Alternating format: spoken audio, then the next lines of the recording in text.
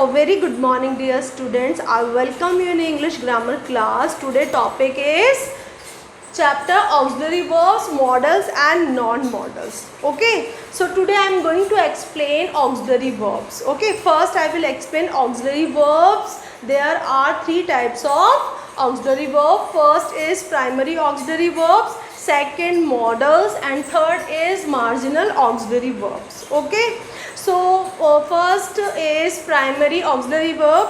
Here three types of primary auxiliary verb. First is to be form, which are am, is, are, was, were. Second, to have form, which are has, have, had. And third, to do form, which are do, does and did. Second, modals. Modals can, could, may, might, shall, should, will, would, must. Okay, and now third is marginal auxiliary verbs. Dare, need, ought to, used to. ये जो होती है marginal जो auxiliary verbs होती हैं, इनको हम semi models भी बोलते हैं, क्योंकि हम इनका as a main verb and as a modal verb दोनों तरीके से हम इनका यूज़ कर सकते हैं. ठीक है.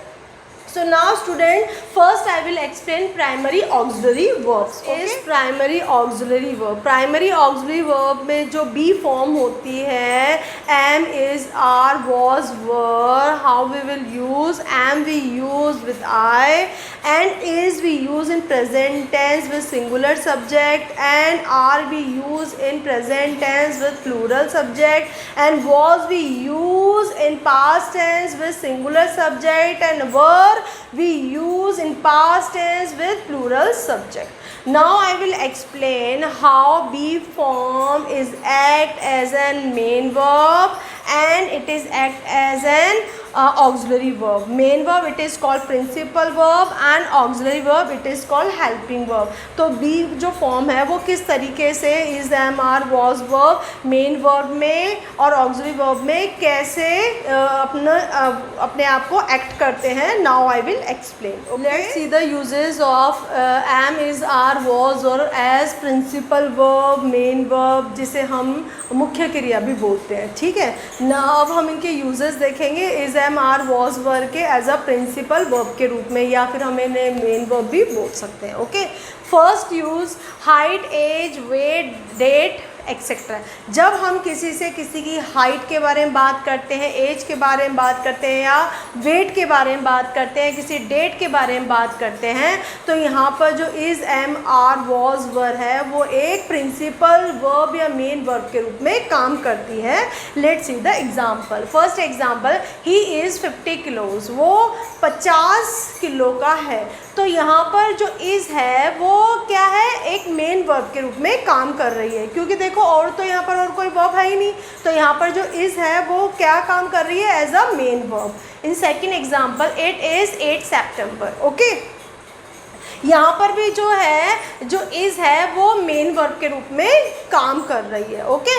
Now second use existence. Existence यानी अस्तित्व होना.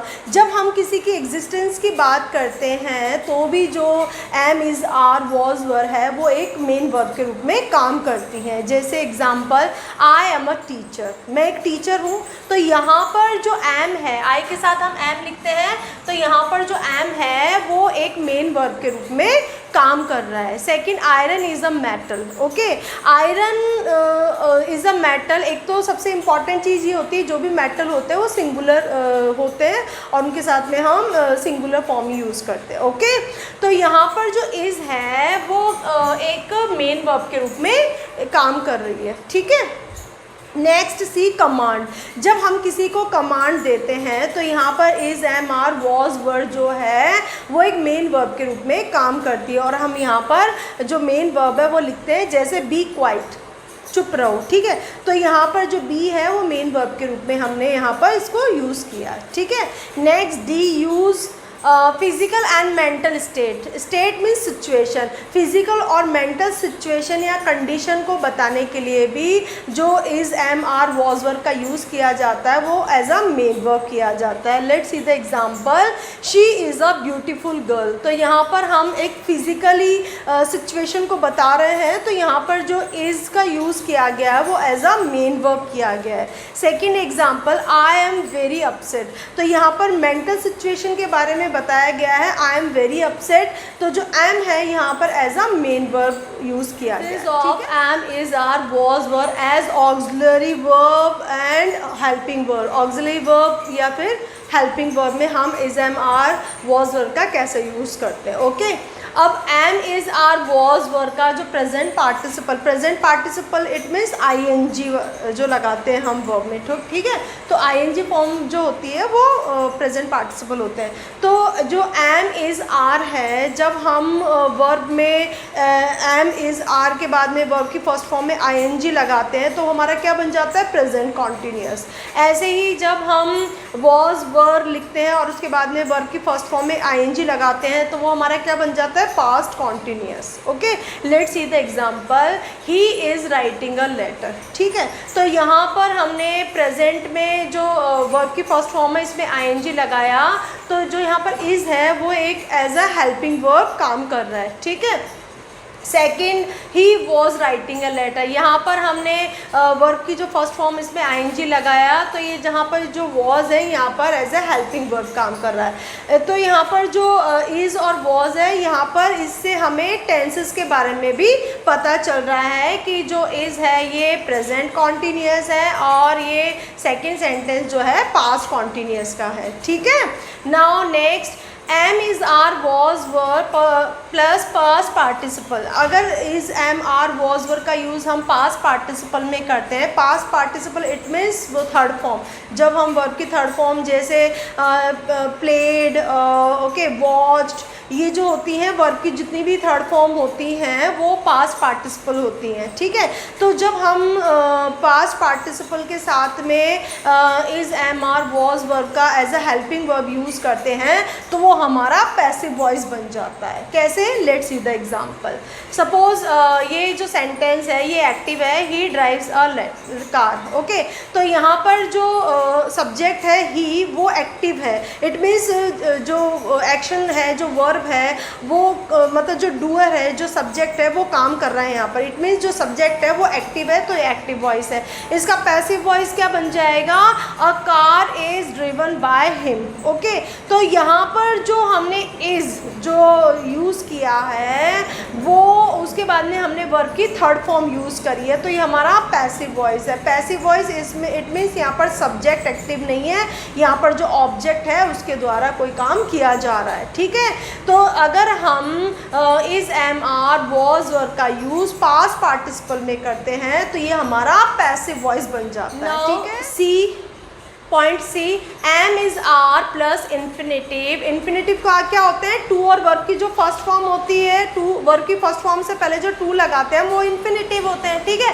तो यदि हम एम इज़ आर के साथ में इन्फिनेटिव का यूज़ करते हैं तो इसका मतलब क्या होता है कि हमारी फ्यूचर की हम प्लानिंग करते हैं। Okay, let's see the example, he is to leave for Delhi tomorrow. It means वो कल दिल्ली के लिए निकलने वाला है। इट मीन्स ये कैसी प्लानिंग है, फ्यूचर प्लानिंग है। इज़ एम आर के साथ में हम यदि इन्फिनेटिव टू का यूज़ करते हैं, टू वर्ब फॉर्म, टू और वर्ब की फर्स्ट फॉर्म, इसका मतलब क्या आता है, फ्यूचर की प्लानिंग। और यदि हम वॉज वर्ब के साथ में हम इन्फिनेटिव इट मीन्स टू और वी वन वर्ब की फर्स्ट फॉर्म का यूज़ करते हैं, इट मीन्स हमारी कोई पास्ट की प्लानिंग हम कर रहे हैं। Let's see the example, he was to leave for Delhi today. आज उसे दिल्ली के लिए निकलना था। इट मीन्स जो काम आप नहीं कर सके, जो आपकी प्लानिंग थी आज की वो नहीं कर पाए, तो वो होगी आपकी मतलब पास्ट की प्लानिंग। मतलब पास्ट की प्लानिंग के लिए हम क्या करते हैं, वॉज वर्ब लिखते हैं और उसके साथ में जो हमारी इन्फिनेटिव जो होते हैं टू और वर्ब की फर्स्ट फॉर्म का यूज़ करते हैं। ठीक है, next D, uses am is are was were infinitive। यदि हम am is are was were के साथ में infinitive का यूज़ करते हैं, infinitive क्या होता है, टू और वर्ब की फर्स्ट फॉर्म, टू के बाद में जो वर्ब की फर्स्ट फॉर्म लिखते हैं तो वो infinitive होते हैं, तो हम उसका यूज़ ऑर्डर और कमांड में भी करते हैं। Let's see the example, you are to maintain law and order.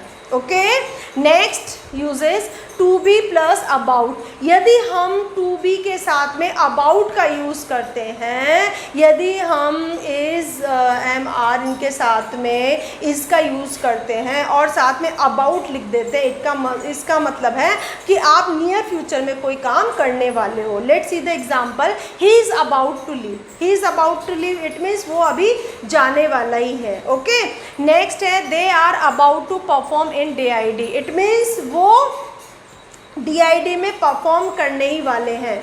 It means कोई काम जो आपका नियर फ्यूचर में होने वाला है, then you will use be to be form and about. Okay, so I hope student you all have understood everything. Okay, so that's all for today and have a nice day.